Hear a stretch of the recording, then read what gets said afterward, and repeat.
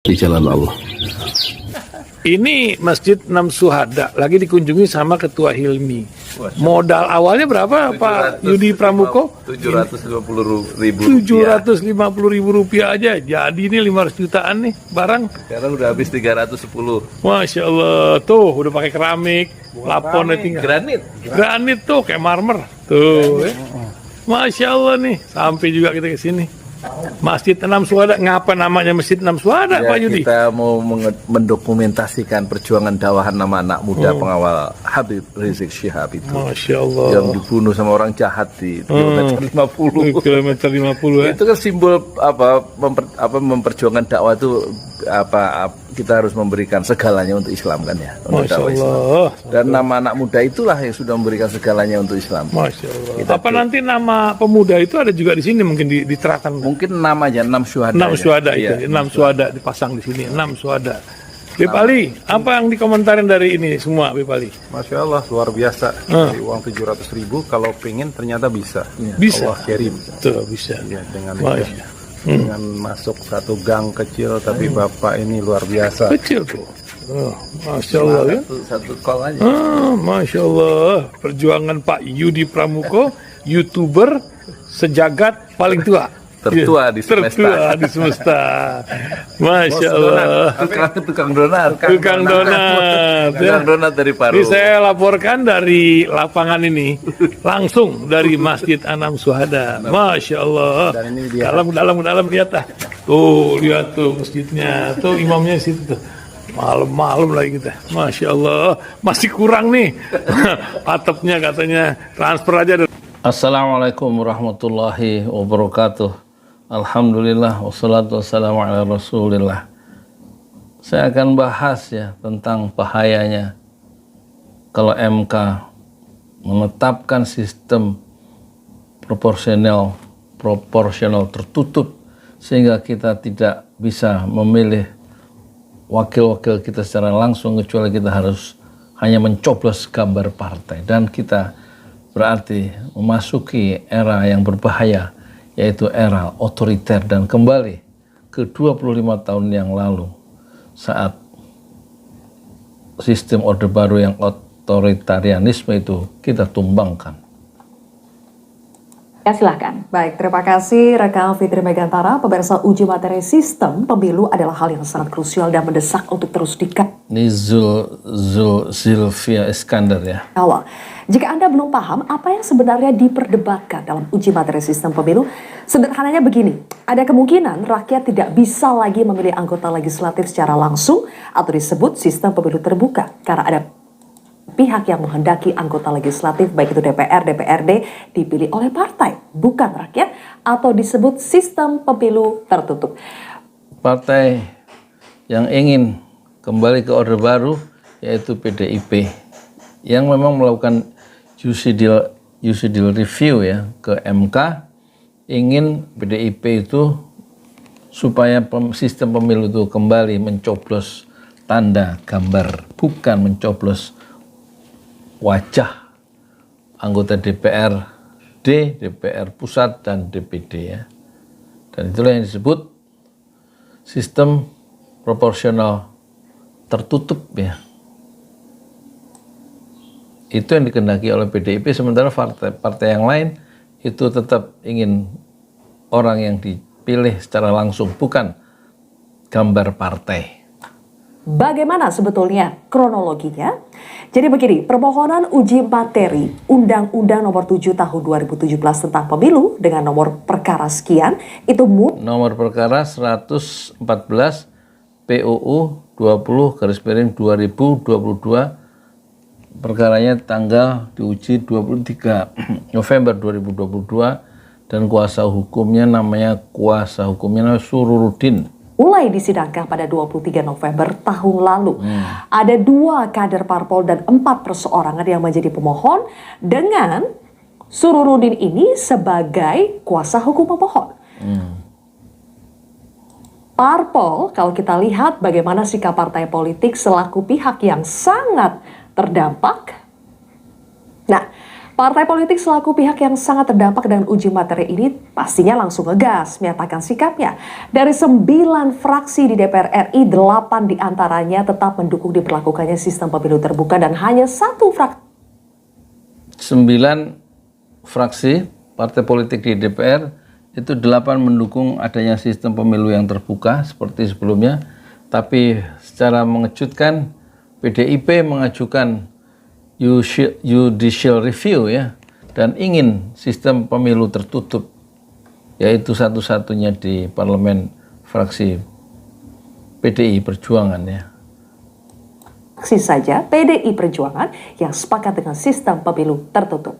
Kemudian kita lihat lagi sidang uji materi sistem pemilu proporsional terbuka yang dimulai sejak 23 November 2022 berjalan paralel dengan tahapan pemilu yang sudah berlangsung dari 14 Juni tahun lalu. Di awal sidang, kuasa hukum pemohon mengatakan bahwa sistem pemilu proporsional berbasis suara terbanyak itu melemahkan pelembagaan sistem kepartaian. Sidang uji materi sistem pemilu ini akan bergulir panjang seiring dengan banyak pihak yang mengajukan diri sebagai pihak terkait. Seperti dari partai, kita lihat ada banyak partai, kemudian juga perseorangan. Nah, sejak tanggal 5 April hingga sidang ke-14 atau 9 Mei kemarin, agenda sidang masih mendengarkan keterangan ahli. Jadi kuasa hukum yang mewakili pemohon yaitu PDIP, argumentasinya bahwa sistem pemilu proporsional berbasis suara terbanyak melemahkan pelembagaan sistem kepartaian. Nah, ini nggak dipahami sama teman-teman saya, tukang cilok, tukang basreng ya, tukang es cinco dan lain-lain. Pokoknya kita baca seperti itulah ya. Jadi sampai kemarin itu masih mendengarkan ahli ya, sampai 5 April 2023 ya. Ini sebenarnya berbahaya menurut kacamata civil society dan orang-orang partai. Kita kembali ke zaman otoritarianisme dan akan sangat koruptif, kata Denny Indrayana. Sejak sidang uji materi sistem pemilu bergulir, kami mencatat sedikitnya ada 3 pernyataan hakim konstitusi yang diduga mengarah pada sistem pemilu tertutup. Hakim konstitusi Arif Hidayat pernah bertanya ke ahli, mungkinkah pemilu memakai sistem hybrid alias mencampurkan sistem terbuka dengan sistem tertutup? Pertanyaan yang sama juga pernah diajukan oleh Hakim Konstitusi Saldi Isra kemarin kepada ahli. Bagaimana penerapan sistem campuran dalam politik Indonesia? Saldi juga bertanya ke ahli jika sistem pemilu diubah, tepatnya untuk pemilu 2024 atau 2029. Saldi Isra ini tokoh pegiat anti korupsi ya. Dan menurut para ahli setelah masuk MK agak bergeser ya. Semacam ada terjadi switching paradigm, pergeseran paradigma. Memang sistem yang dimasuki itu bukan hanya mengubah sistem itu, tapi juga mengubah elemen atau unsur yang memasuki sistem itu dalam kaitan. Ini dalam konteks ini adalah Saldi Isra ya. Pernyataan yang cenderung memihak pada sistem pemilu tertutup kembali dilontarkan oleh Arif Hidayat dalam sidang kemarin. Ia menyatakan dulu perubahan dari tertutup menjadi terbuka itu pernah dilakukan dalam masa injury time. Apakah ini berarti Hakim Konstitusi akan mengubah sistem pemilu di tengah berlangsungnya tahapan pemilu?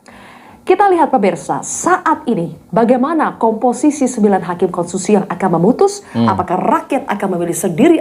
Jadi Hakim Konstitusi ada 9, diketuai oleh Anwar Usman. Anwar Usman adalah adik ipar dari sang penguasa nomor 1 di negeri ini, yaitu Joko Widodo. Luar biasa, benturan kepentingan itu mungkin saja terjadi ketika ada relasi kekeluargaan atau nepotisme di dalam kekuasaannya. Anggota legislatif atau tidak? Ada terdiri dari hakim yang diusulkan oleh Mahkamah Agung, oleh Presiden, kemudian oleh DPR.